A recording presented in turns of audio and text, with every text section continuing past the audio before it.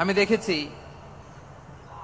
আমার গত সপ্তাহের যশোরের আলোচনার একটা লাইনকে কেন্দ্র করে আমাদের অনেক রাজনীতিবিদ বন্ধুরা অনেক ক্ষুব্ধ প্রতিক্রিয়া দেখাচ্ছেন। ওই কথাকে নিজেদের গায়ে টেনে, নিজেদের গায়ে মেখে ওনারা ক্ষুব্ধ হয়েছেন।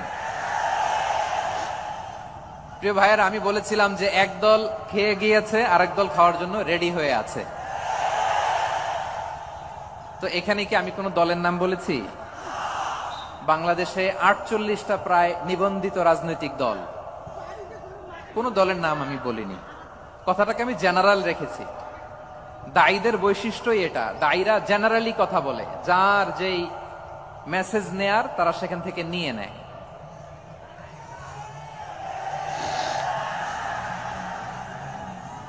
তো কোন দল এটা নিয়ে কোনো কথা বলল না। আপনারা এটাকে নিজের গায়ে যে মাখালেন, এটা ঠিক হয়নি। আমি বলবো যে এটা খুবই অনভিপ্রেত হয়েছে। কোন দলকে টার্গেট করে বা কোন দলের পক্ষে আমরা কখনো কথা বলি না। আমরা কোরআনের পক্ষে কথা বলি, ইসলামের পক্ষে কথা বলি, ঠিক কিনা বলেন? সো একটা জেনারেল কথাকে যদি আমার রাজনীতিবিদ কোনো ইনকনসিস্টেন্সি, অসঙ্গতি নিয়ে মত প্রকাশের স্বাধীনতা আমার আছে না নাই?